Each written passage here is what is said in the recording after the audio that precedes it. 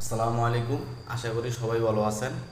আপনার হযরত শাহজালাল আন্তর্জাতিক বিমানবন্দরে যে ঘটনাটা ঘটে গেল প্রবাসীর সাথে, আপনার একজন আনসার বাহিনী তাকে পিটিয়েছে, মারাত্মকভাবে মারধর করেছে। কিন্তু ওটা করা ঠিক হয় নাই, মারধর করাটা ঠিক হয় নাই। এটা খুবই দুঃখজনক।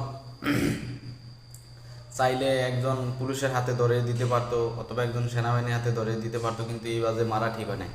আপনার এই সৌদি আরব আপনার একজনে আরেকজনকে ধাক্কা দিলে 5,000 রিয়াল জরিমানা হয়।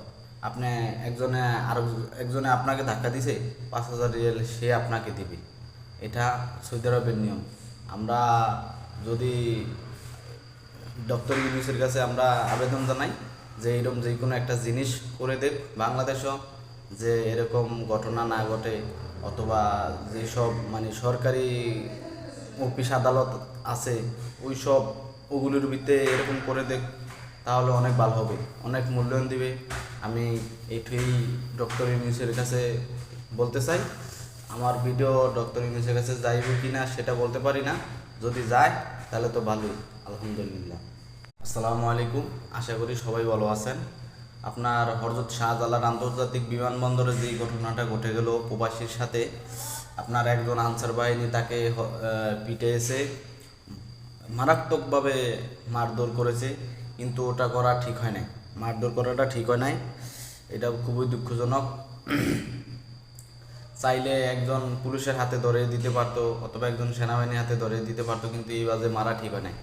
আপনার এই সৌদি আরব আপনার একজনে আরেকজনকে ধাক্কা দিলে 5,000 রিয়াল জরিমানা হয়। আপনি একজনে আপনাকে ধাক্কা দিছে, 5,000 রিয়াল সে আপনাকে দিবে। এটা সৌদি আরবের নিয়ম।